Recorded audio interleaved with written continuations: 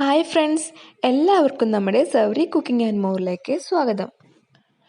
ബിരിയാണി എല്ലാവർക്കും ഇഷ്ടമല്ലേ? അപ്പം നമുക്ക് ഇന്നൊരു അടിപൊളി ചിക്കൻ ബിരിയാണി ഉണ്ടാക്കാം. നമുക്ക് വേഗം തന്നെ ബിരിയാണി എങ്ങനെയാണ് ഉണ്ടാക്കണേന്ന് നോക്കാം. ആദ്യം നമുക്ക് ചിക്കൻ മാരിനേറ്റ് ചെയ്ത് വെക്കാം. അതിന് ചിക്കൻ ഒരു 400 ഗ്രാം എടുത്തിട്ടുണ്ട്. ആദ്യം ഉപ്പ് ചേർത്ത് കൊടുക്കാം. ഉപ്പ് നിങ്ങളുടെ പാകത്തിന് ചേർത്തോളൂ. മഞ്ഞൾപ്പൊടി 1/4 ടീസ്പൂൺ എടുക്കുന്നുണ്ട്. അധികം പുളിക്കാത്ത തൈര് 3 ടീസ്പൂൺ. ചിക്കൻ മാരിനേറ്റ് ചെയ്യാൻ ഈ 3 ഇൻഗ്രീഡിയൻസ് മാത്രം മതി. നമുക്കിനി നന്നായി ഇളക്കി ഒന്ന് ഫ്രീസറിലേക്ക് വെക്കാം. അരമണിക്കൂറെങ്കിലും ഫ്രീസറിൽ ഇരിക്കട്ടെ. ആ സമയം നമുക്ക് ബാക്കിയുള്ള കാര്യങ്ങൾ റെഡിയാക്കാം. ഇനി ഒരു 8-10 അല്ലി വെളുത്തുള്ളിയും ഒരു ചെറിയ സവോളയും 2 ടീസ്പൂൺ മല്ലിപ്പൊടി, 1 ടീസ്പൂൺ കാശ്മീരി ചില്ലി പൗഡർ, ഇതെല്ലാം കൂടെ നന്നായി അരച്ചെടുക്കണം. ഇനി ഒരു പാൻ ചൂടാക്കി നമുക്ക് അതിലേക്ക് 1.5 ടീസ്പൂൺ നെയ്യ് ഇട്ട് കൊടുക്കാം. നെയ്യ് മെൽറ്റായി കഴിയുമ്പോൾ അരച്ചു വെച്ചിരിക്കുന്ന അരപ്പ് അതിലേക്ക് ചേർത്ത് കൊടുക്കുക. ആ ഒരു പച്ചമണം മാറുന്നത് വരെ നന്നായി ഇളക്കി കൊടുത്തുകൊണ്ടിരിക്കണം. ഇടയ്ക്കിടയ്ക്ക് ഇളക്കി കൊടുക്കണം, ഇല്ലെങ്കിൽ ചിലപ്പോൾ കരിഞ്ഞു പോകും. അരപ്പിൻ്റെ പച്ചമണം മാറി വന്നാൽ നമുക്ക് മാരിനേറ്റ് ചെയ്യാൻ വെച്ചിരിക്കുന്ന ചിക്കൻ ഇതിലേക്ക് ചേർത്ത് കൊടുക്കണം. നന്നായി ഇളക്കി കൊടുത്തതിന് ശേഷം 1/4 കപ്പ് വെള്ളവും ചേർത്ത് ഇത് അടച്ചു വെച്ച് വേവിക്കാം. ചിക്കൻ ലോ ഫ്ലെയിമിൽ നന്നായിട്ട് വെന്ത് വരട്ടെ. ആ സമയം നമുക്ക് ബിരിയാണിക്കുള്ള റൈസ് വേവിച്ചെടുക്കാം. ഞാനിപ്പോൾ കുക്കറിലാണ് വേവിക്കുന്നത്. നിങ്ങൾക്ക് വേണമെങ്കിൽ ഒരു പാനിലായാലും വേവിച്ചെടുക്കാം. ഞാനൊരു 1 ടീസ്പൂൺ നെയ്യ് ഒഴിച്ച് കൊടുത്തിട്ടുണ്ട്. അതിന് ശേഷം ചെറിയ 2 കഷ്ണം പട്ട, 4-5 കുരുമുളക്, 2 ഏലക്ക, 2 ഗ്രാമ്പൂ എന്നിവ കൂടി ഈ നെയ്യിലേക്ക് ഇട്ട് കൊടുത്ത ശേഷം ജസ്റ്റ് ഒന്ന് വറുത്തെടുക്കുക. ഇനി കഴുകി വാരി വെച്ചിരിക്കുന്ന 1.5 കപ്പ് ബസ്മതി റൈസ് ഇതിലേക്ക് ഇട്ട് കൊടുത്ത് ഒന്ന് വഴറ്റിയെടുക്കുക. ഇനി ഇതിലേക്ക് 2.25 കപ്പ് വെള്ളം ഒഴിച്ചു കൊടുക്കാം. 1.5 കപ്പ് റൈസാണ് എടുത്തിരിക്കുന്നത്. അതിനുവേണ്ടി 2.25 കപ്പ് വെള്ളം ഒഴിച്ചു കൊടുത്തിട്ടുണ്ട്. 1/2 ടീസ്പൂൺ നാരങ്ങാനീര് കൂടി ചേർത്ത വെള്ളമാണ് ഒഴിച്ചു കൊടുത്തിരിക്കുന്നത്. നാരങ്ങാനീര് ചേർത്ത് കൊടുത്താൽ വെന്ത് കഴിയുമ്പോൾ ചോറ് ഒട്ടിപ്പിടിക്കില്ല എന്ന് പറയുന്നുണ്ട്.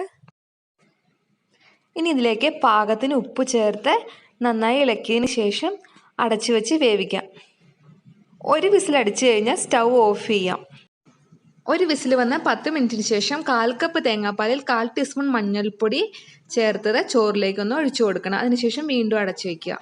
ഇനി ഒരു പാനിൽ 1.5 ടേബിൾ സ്പൂൺ എണ്ണ ഒഴിച്ച് നീളത്തിൽ അരിഞ്ഞ സവോള വഴറ്റിയെടുക്കുക. ഇതിപ്പോൾ 2 സവോള അരിഞ്ഞെടുത്തിട്ടുണ്ട്. 1/2 ടീസ്പൂൺ ഉപ്പ് കൂടി ചേർത്ത് നന്നായി വഴറ്റിയെടുക്കുക. സവോള ഒന്ന് പതുക്കെ വഴന്നു വരുമ്പോൾ ചതച്ച് വെച്ചിരിക്കുന്ന പച്ചമുളകും ഇഞ്ചിയും വെളുത്തുള്ളിയും കൂടി ചേർത്ത് കൊടുക്കുക. ഇതിപ്പോൾ ഒരു കഷ്ണം ഇഞ്ചി, 4 പച്ചമുളകും ഒരു 8-10 അല്ലി വെളുത്തുള്ളിയും എടുത്തിട്ടുണ്ടായിരുന്നു. സവാള വഴന്ന് ട്രാൻസ്പെറൻ്റ് ആകുമ്പോൾ നമുക്ക് അരിഞ്ഞു വെച്ചിരിക്കുന്ന തക്കാളി കൂടി ചേർത്ത് കൊടുക്കാം. ഇതിപ്പോൾ ഞാൻ ഒരു തക്കാളി എടുത്തിട്ടുള്ളൂ. അധികം പഴുക്കാത്ത ആപ്പിൾ തക്കാളി 1 തക്കാളി ചേർത്തൊന്ന് ഇളക്കിയ ശേഷം അടച്ചു വയ്ക്കാം. തക്കാളി കൂടി ചേർത്ത് നന്നായി വഴന്നു വന്നു കഴിഞ്ഞാൽ 3/4 ടീസ്പൂൺ ഗരം മസാല കൂടി ചേർത്ത് നന്നായി ഇളക്കി ചേർക്കുക. ഇനി ഇതിലേക്ക് ടോസ്റ്റ് ചെയ്ത് വെച്ചിരിക്കുന്ന ചിക്കൻ ചേർത്ത് കൊടുക്കുക. ചിക്കൻ ഒരു 3/4 വേവല്ലേ ആയിട്ടുള്ളൂ. ഇനിയിപ്പോൾ ഇതിൽ കിടന്ന് ചിക്കൻ വേവട്ടെ. അപ്പോൾ ചിക്കൻ ടോസ്റ്റ് ചെയ്ത പാൻ ഒന്ന് കഴുകി വെള്ളം ഇതിലേക്കൊന്ന് ഒഴിച്ചു കൊടുക്കാം. എന്നിട്ടൊന്ന് മൂടി വെച്ച് വേവിച്ചു കൊടുക്കാം. വെള്ളമൊക്കെ വറ്റി ചിക്കൻ റെഡി ആയിട്ടുണ്ട്.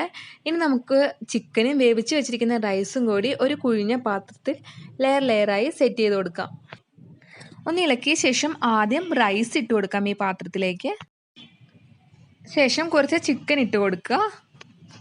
ഇനി ഇതിൻ്റെ മുകളിലേക്ക് വറുത്ത് വെച്ചിരിക്കുന്ന സവോള വിതറി കൊടുക്കണം. അതിന് മുകളിലേക്ക് വറുത്ത് വെച്ചിരിക്കുന്ന കാഷ്യൂനട്ടും കിസ്മിസ് കൂടി ഇട്ട് കൊടുക്കുക. വീണ്ടും ചോറിട്ട് കൊടുക്കുക.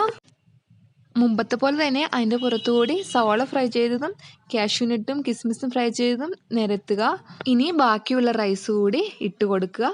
അതിനുശേഷം ഫ്രൈ ചെയ്ത സവാളയും കാഷ്യൂനട്ടും കിസ്മിസും കൂടി ഇട്ട് കൊടുക്കുക.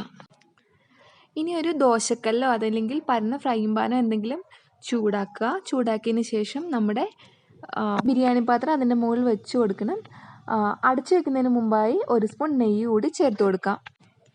ഇനി ഒരു മൂടി കൊണ്ട് അടച്ചു വെച്ചതിന് ശേഷം അതിൻ്റെ പുറത്തേക്ക് നല്ല തിളച്ച വെള്ളം വെച്ച് കൊടുക്കണം. സ്റ്റൗ ലോ ഫ്ലെയിമിൽ ഇട്ടാൽ മതി. ഇനി ഒരു 10 മിനിറ്റിന് ശേഷം നമുക്ക് നമ്മുടെ ബിരിയാണി ശരിയായോ എന്ന് നോക്കാം. 10 മിനിറ്റ് കഴിഞ്ഞപ്പോഴുള്ള ബിരിയാണിയാണിത്. ഇനി നമുക്കതൊരു പ്ലേറ്റിലേക്ക് മാറ്റാം. നിങ്ങൾ വിളമ്പുമ്പം സൈഡിൽ നിന്ന് കുഴിച്ച് കോരിയെടുക്കാൻ ശ്രമിക്കുക.